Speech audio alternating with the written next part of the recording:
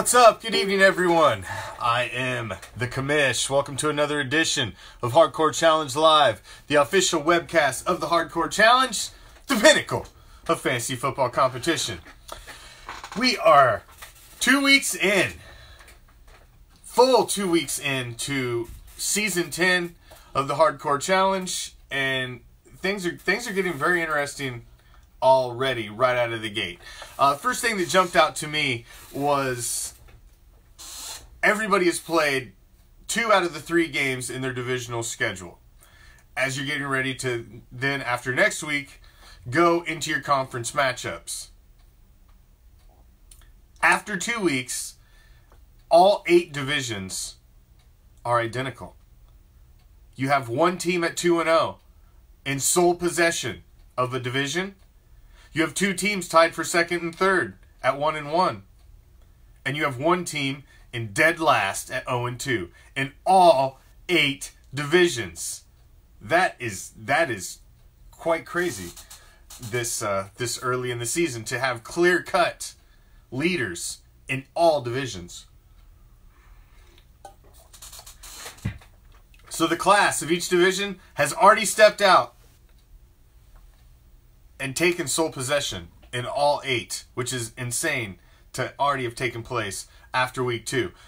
The 3 shockers that I would have to say so far that I see at the top, sitting in sole possession after 2 weeks, would be one team in the AFC, which was obviously Blackout, our newest owner, who replaced one of our veteran owners who did not return this season, is only one of 2 owners league-wide, as we return 30, and one of them is sitting at 2-0.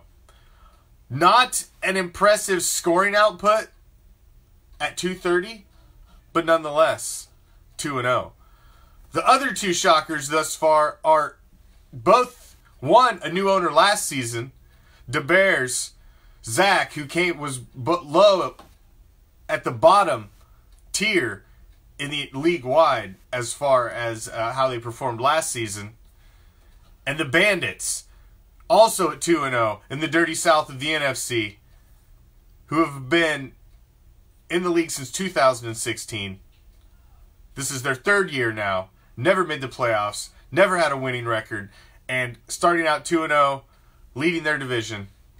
Those are our 3 shockers. 3 shockers so far that we see sitting at the bottom that you don't expect to see 0-2 out of the gate. First off is in the Elite East of the AFC, Bison Broncos sitting in the cellar, a former champion, which only a meager 235 scored through 2 weeks. A playoff team from last season. Also a playoff team in the NFC, Mo Betta Butta, who had a first-round bye in last year's playoffs, sitting at 0-2. Also with a meager 268 scored.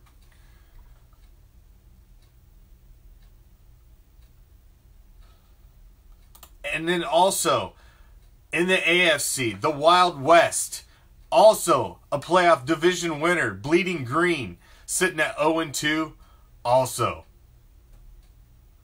0-2. So 3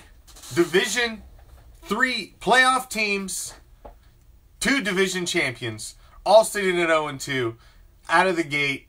Those would be our 3 shockers at the bottom in week 2. So let's take a quick rundown of all of the divisions, both of the conferences, and we'll start in the Great White North, as we have Knox Vegas Anarchy winning their 2nd straight game of the week, taking down Brady Bunch in what turned out to be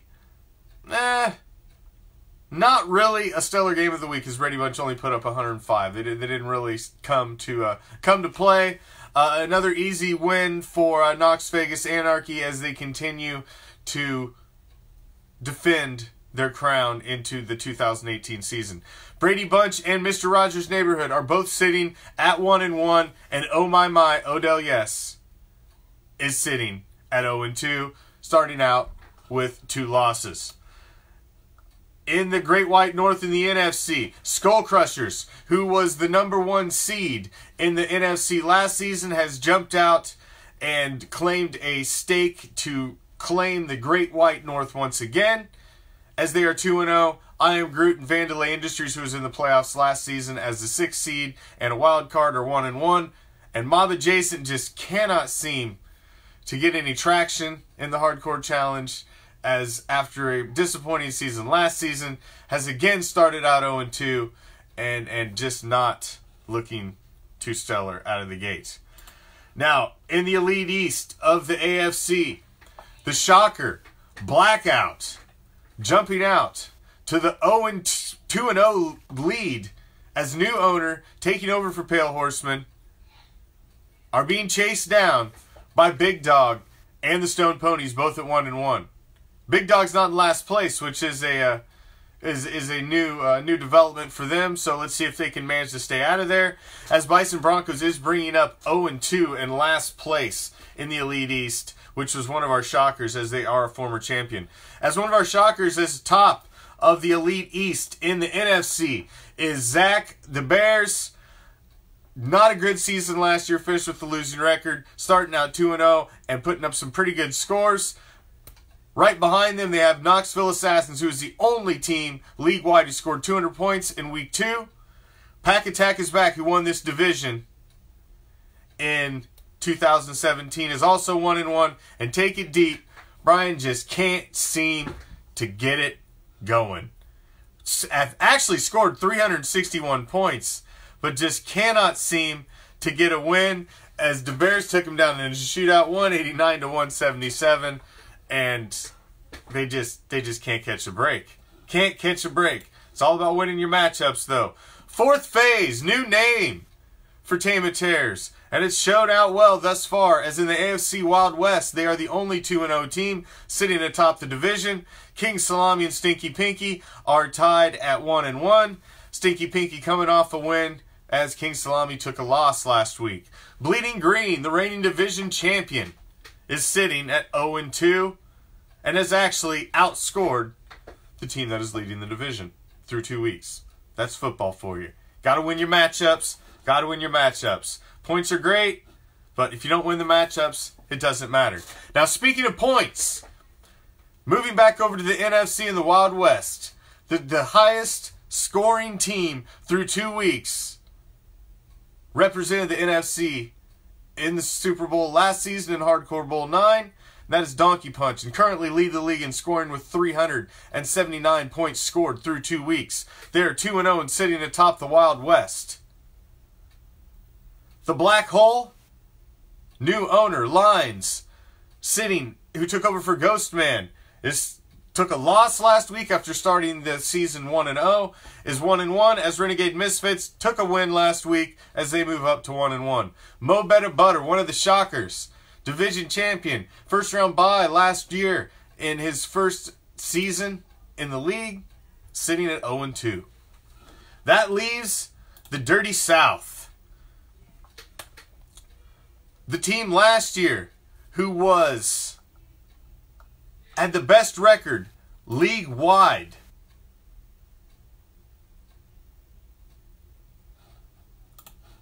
was the Beaver Street Roar.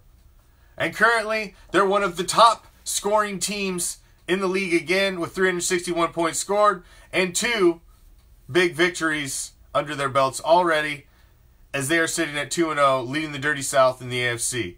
Silver and Black Attack, who took a win over All-Pro Afro, is sitting tied with All-Pro Afro at 1-1 after their matchup finished in Week 2. And Zeke and Destroy, still bringing up the cellar, still looking for that another top draft pick that they're going to do nothing with, as they're sitting at 0-2 after 2 weeks. Now, in the Dirty South, in the NFC, we've got a new cream of the crop rising in the Dirty South of the NFC, as the Bandits have moved up, dropped the 5-3, and they've moved up and won 2 in a row, coming out in 2018. Been around since 2016, as Willie has battled now for 2 seasons, yet to ever make the playoffs, but they've got a good start at 2-0. Average Joe, and who won the division last season, and Rookie Me This, formerly the Dirt Dogs, are 1-1. Good start for Rookie Me This, as they were not looking very good out of the gate last season. Wondering if they bit off more than they can chew. But they look to start out well. Now, Joey's Tank Tops, who got the advantage of taking over our only undefeated team last season after the whole kneeling freaking controversy broke, and we lost. One owner lost his damn mind over it. Joey's Tank Top took over that team.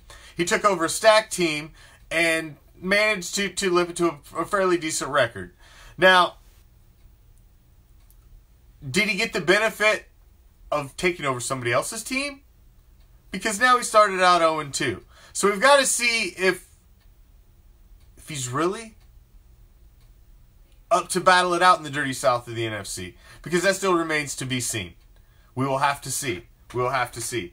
Now, tomorrow night, we will select and break down and unveil our Week 3 Game of the Week.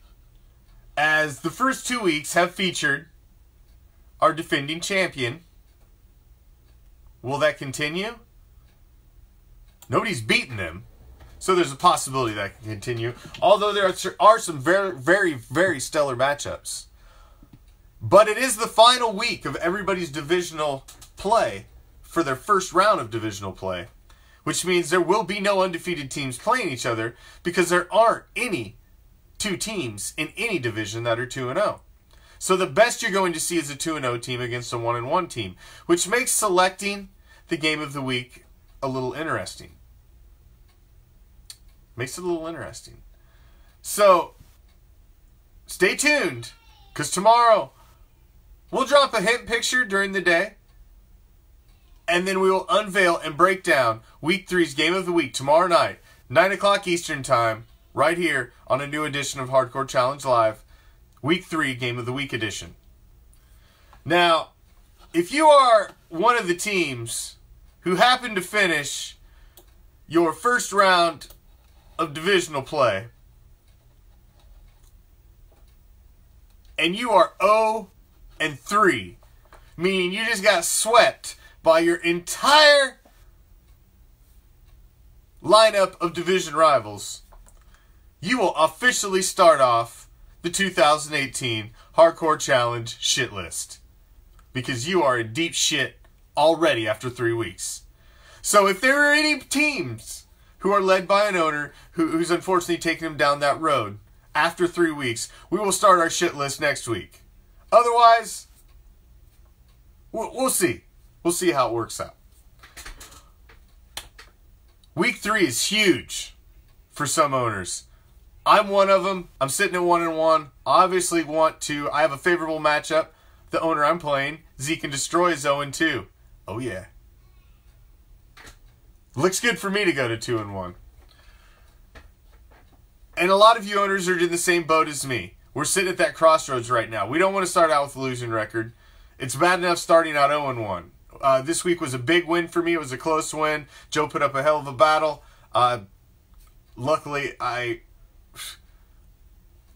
my team showed up to play this week. They didn't the week prior. I need back-to-back wins like a lot of the rest of you. There's already 8 teams sitting at 0-2. A lot of owners need a win. There's already 8 owners sitting at 2-0. It's very interesting that all 8 divisions have shook out identical. Identical over only 2 weeks. With 8 clear-cut division leaders. It's a weird start to Season 10 in the Hardcore Challenge. A very, very weird start. Week 3 is going to be huge. It's huge for me. I know it's huge for a lot of you. If any owners would like to come on tomorrow night, drop a little smack talk to your opponent, please drop me a message, and we'll plan to have you on tomorrow night. Tomorrow night, Week 3, Game of the Week edition. We'll unveil our Game of the Week, break it down, and pick a winner. I'm 1-1 so far. Tom did me wrong in Week 1. Did me wrong, Tom. Did me wrong. It's do or die time for some of you owners. And it's only Week 3. You don't want to start 0-3. It's already a must-win in Week 3? Is it possible?